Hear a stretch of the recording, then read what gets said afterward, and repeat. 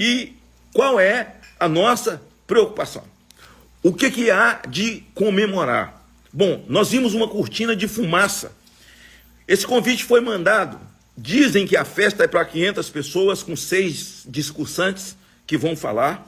Inclusive, o relator do inquérito, que é o ministro Alexandre de Moraes. Preocupante, porque o que pensar de quem está estudando direito, por exemplo? Quem fez um vestibular de direito vai para a faculdade. Porque o que está ocorrendo no Brasil, não há ordenamento jurídico. Como acreditar nos livros escritos pelo próprio ministro, nos livros de penalistas, constitucionalistas? Como acreditar sem um ordenamento jurídico, onde a primeira instância nada vale, onde a segunda instância nada vale, e alguém é preso, condenado por crime de peculato, lavagem de dinheiro, por colegiados, confirmados por colegiados, os TRFs por onde passou, e por uma filigrana geográfica ele é colocado em liberdade para disputar a presidência da República. E eles são os donos da democracia. E aquelas pessoas que não acreditam na morte do ordenamento jurídico e nem na violação da Constituição, essas pessoas viraram antidemocráticas. Mas isso é a máxima do comunismo, é a máxima do marxismo. Acuse-os daquilo que você é. Eles que são antidemocráticos, eles que acreditam no que Lênin disse, são eles que não respeitam os valores da família tradicional. O Lula disse aqui no Brasil é pior, porque temos que enfrentar essa pauta de família, temos que enfrentar essa pauta contra o aborto, essa história de família tradicional, né? E nos acusam de ser comunistas, e diz ele que tem orgulho de ser chamado comunista, e se orgulhou e fez uma festa porque colocou um comunista dentro do Supremo Tribunal Federal. O que esperar? O que comemorar do dia 8? Bem, na entrevista é preocupante, porque o ministro Alexandre de Moraes, ele diz que há uma ameaça, e dia 8 registra a imprensa de que o ministro estava na França, há um ano atrás, mas de sequestrá-lo, né, jogar o corpo dele na estrada, um grupo chamado ZFA, acho que é mais ou menos isso, e matá-lo e enforcado em praça pública. Olha, isso é de uma gravidade que nos espanta, né? Mas isso tem um ano. E o ministro nada falou, nunca falou. Essa investigação está andando porque as pessoas que fizeram essa ameaça e armaram esse plano, se o plano existe, foi feito para poder enforcar o ministro em praça pública, porque ele só foi revelado agora às vésperas da festa do dia 8. Não é uma cortina de fumaça. No momento em que o governo diz que não respeita o parlamento, Pacheco, em que aquilo que nós votamos enquanto parlamento, a desoneração da folha, tão bem relatada pelo senador Efraim, ele vetou, e nós derrubamos o veto, e no dia seguinte o Haddad, o presidente da República, emite uma medida provisória, não existe Congresso Nacional. E esse ato do dia 8 vai acontecer dentro do Senado, Pacheco, da sua casa, onde você é presidente, e você assina lá também o convite para as pessoas. Ora, a mim me entristece muito e eu fico chocado, é o tal do choqueio, eu fico chocado de saber que o presidente da casa, onde eu pertenço, assina uma coisa como essa. Ô Pacheco, o Clezão foi preso dentro do Senado, tem uma fotografia. Ele entregou o celular. Alguém da Polícia do Senado que lhe pediu. Vão comemorar o quê? Se o ministro, com uma ameaça de morte dessa natureza, não houve uma denúncia, se a ameaça de morte é contra ele e ele conhece a ameaça e conhece a investigação, ele tem que se declarar impedido depois dessa entrevista que ele deu. Depois dessa entrevista que assim, foi simultânea, assim, saiu em tudo que é grande jornal, né? A entrevista do ministro, em que ele diz que havia um plano para matá-lo. Ele tem que se declarar impedido porque ele é a vítima. Então ele não é o Ministério Público, ele não é o delegado.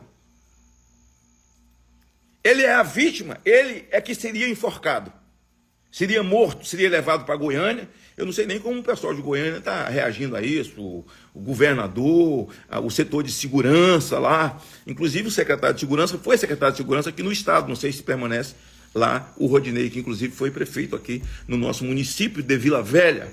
E que essa coisa ali de Goiânia, e que o ministro, que Deus guarde as suas crianças, ministro, tal, para que eles cresçam com o pai. Mas o enforcamento a gente só ouviu falar de Tiradentes, que era um resistente. Tiradentes não era o cara que estava, na verdade, presidindo um inquérito. Como é que ficam os seus livros? Como é que fica o estudante de direito?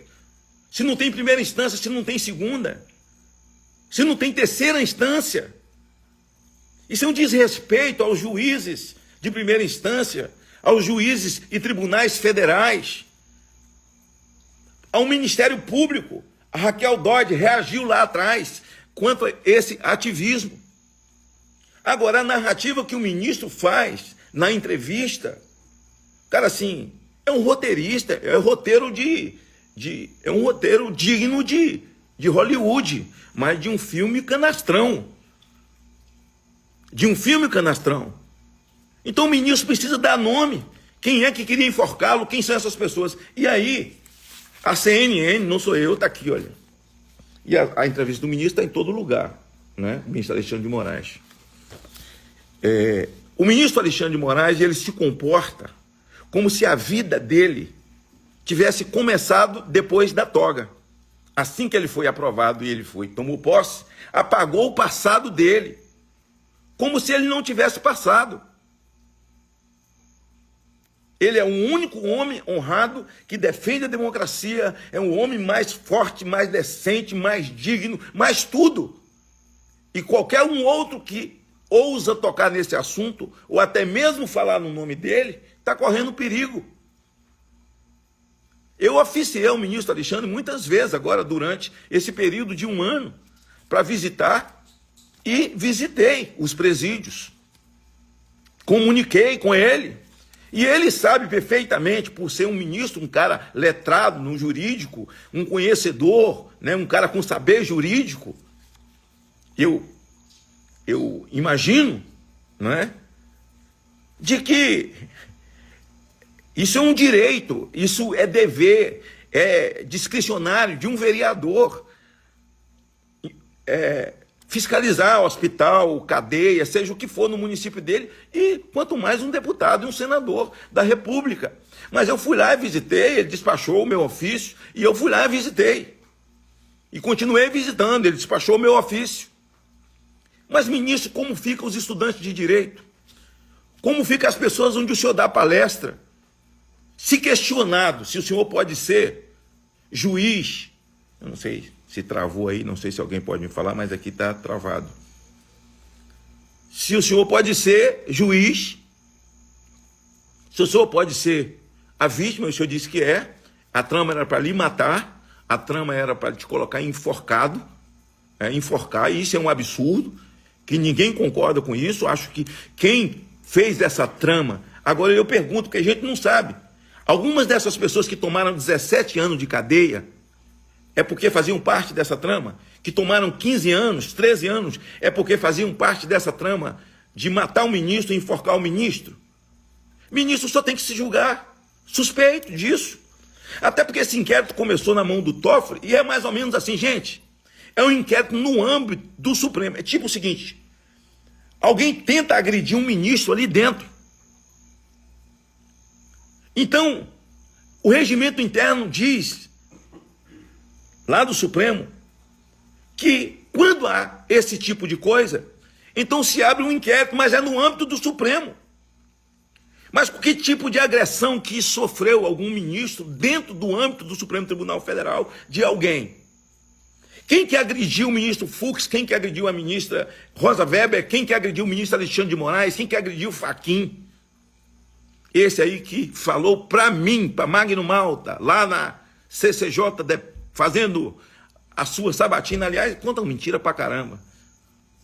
Você falou para mim, senador, quando o homem coloca a toga nas costas, se eu for aprovado, começa do zero, é uma outra vida. É verdade o que você falou. É verdade. Lá vocês se revelam quem realmente é. Porque o que você fez com essa filigrana geográfica para soltar o Lula, é claro, né? Eu fui desaconselhado. Porque essa cortina de fumaça, presta atenção que eu vou falar agora. É uma cortina de fumaça porque eles vão fazer dia 8. E é a cortina de fumaça para esquecer o lance esse lance aqui. Certo? Que eu vou falar daqui a pouco sobre esse site da Mind 8, que ficou fora do ar depois do lançamento do documentário Lacrando Vidas, que matou a Jéssica, envolvendo o nome do Whindersson Nunes, não é? Mas com relação ao ministro ainda, isso aqui foi a CNN. Tem que mostrar para depois não dizer que é fake news, né? A ameaça de enforcamento de Moraes era troca de mensagem alucinada em rede social de diretor-geral da PF. O plano de enforcamento do ministro Alexandre de Moraes era uma troca de mensagem alucinada em rede social, disse a CNN, o diretor-geral da Polícia Federal, André Rodrigues. Encontramos discussões, propostas de ações de troca de mensagens por redes sociais, algumas alucinadas, como a do enforcamento do ministro. Realmente, não tem o menor cabimento isso. Você não tem o direito de atentar contra a vida de ninguém em situação nenhuma, muito menos, né, enforcar um ministro em praça pública, né? Deixa só Tiradentes mesmo, que estava lutando pela liberdade, né? Já é muito triste na nossa história de enforcamento. Mas ele diz o seguinte, que foi troca alucinada em rede social. Tem 1 ano para investigar, o ministro sabe disso, está na mão do ministro. Por que essas pessoas não já foram punidas? Quem são essas pessoas? Quem é esse grupo que sairia do Goiás? Então, assim, é tão descabido, assim, o desencontro, essa narrativa, esse roteiro descrito pelo ministro, nesse inquérito que vai chegando a 5 anos, que não dá para entrar na cabeça da pessoa mais indouta, da pessoa mais simples. O que nós entendemos, que vai acontecer qualquer coisa no Brasil. Eles podem tudo. Então existe hoje, de fato, a perspectiva de muita gente, de que Maduro fez na Venezuela, de que a Suprema Corte tomou o lugar do Legislativo. Guardem os senhores o que eu estou dizendo. Que a Suprema Corte tomou o lugar do Legislativo quando você vê o presidente do Congresso Nacional participar de um convite como esse, ele tinha que refutar, até para proteger o parlamentar da casa que ele preside, teria que haver uma refutação dura do presidente da outra casa, mas o Pacheco, que é do Congresso Nacional, e que acabou de tomar uma cusparada no rosto do governo Lula. Então, o Lula, que crê num governo globalista, numa ditadura globalista, de uma pessoa que mande no mundo e obedeça, e se cumpre. Lembra do PL 2630? Essa é uma cortina de fumaça para trazer o PL que Orlando Silva, do PCdoB, é o relator, para aprovar com rapidez essa história de fake news. Agora, minha pergunta, e eu estou tentando encaminhar para o senhor, ministro, é se o site e os seus filhotes, a Mind, vai ser incluída no inquérito das fake news, vai ser incluída no inquérito. Há um pedido de CPI do Gayer e outros deputados para investigar o crime digital. Essa fake news produzida, e eu sou prova disso, e sofri isso,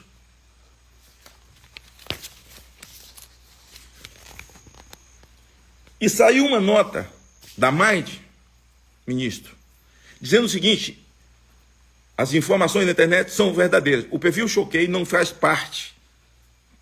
A Mind é uma agência de marketing, de influência, que cuida exclusivamente de intermediação de venda de publicidade em perfis nas redes sociais. Não participou de nenhum momento de conteúdo editorial de nenhum perfil. Todos os perfis são totalmente independentes, administrados por seus donos e tal. Aqui tem muitos perfis, está tudo em preto e branco, isso aqui, né? Isso aqui é a nota, que eu li um pedacinho aqui, não vou ler tudo. Mas assim que saiu o documentário, apagou tudo. Está tudo apagado aqui. Tudo apagado aqui, e hoje saiu essa nota. Por que eu estou dizendo isso? Porque a nota sai e quem escreve a nota e é dono se desmente. A ansiedade do público, o lançamento, que é onde a gente lança o material, né, o clipe, a música, e a sustentação, que é uma das fases mais importantes, que é onde a gente vai fazer com que isso que a Luísa falou aconteça, que a música ela seja lembrada. Sem internet, né? Não, sem internet. Sem internet não, tá sem rede social. Sem rede social, Mas quem tá postando um monte de coisa? Tem a verdadeira Luísa Sonza. Tem uma outra Luísa Sonza aqui, gente. Chama Judeilton. Judeilton, tá vendo? Exatamente. Vocês ficam xingando o Judeilton, não Luísa. Exatamente. Cuida de mais ou menos perfis de notícias e fofocas, que não são perfis de pessoas. A gente trabalha colocando ações de marcas dentro dos perfis das pessoas e desses perfis de notícia. A gente contratou uma editora-chefe para poder centralizar esse tipo de pedido, analisar e disparar para todos os perfis ao mesmo tempo. Tudo, porque rede social não é lugar para mentira. A mentira não dura. É verdade. Trabalhar assuntos que sejam verdade. Viu? Trabalhar assuntos que sejam verdade. Pois é, vocês se lembram? Eu e tantos outros, Mário Frias, que foi o primeiro a ser citado, fomos vítimas. Choquei, fuxiquei, me acusaram de racista, de racismo, no caso Vini Júnior. Veja qual foi o site que publicou. E, assim, ao mesmo tempo, esses filhotes todos aqui publicaram ao mesmo tempo.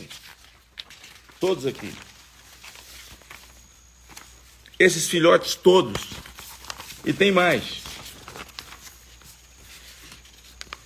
E agora culmina com a morte da Jéssica e eles apagam tudo. E o ministro Cássio mandou arquivar por não haver racismo, nem crime de racismo. Eles pegaram uma analogia que eu fiz, são 8 minutos de fala, de defesa. Eu sou negro, sou filho de negra, sou pai de negra. E se espalhou nesses perfis e que ela se autodesmente no áudio. Está aqui de novo, gente. Vê esse perfilzinho aqui. Vê esse outro aqui. E os outros todos, a filhotada toda. E quando é descoberto esse esquema de ligação com influencer, ligação com o governo, as declarações de voto e campanha, o pagamento recebido e logo em seguida se tornar presidente, a gente faz um encontro do Lula com os influencers e ele agradece que sem eles ele não chegaria e diz obrigado porque vocês fizeram isso voluntariamente, mas a gente sabe que receberam 2 milhões em contrato e está aí para todo mundo ver.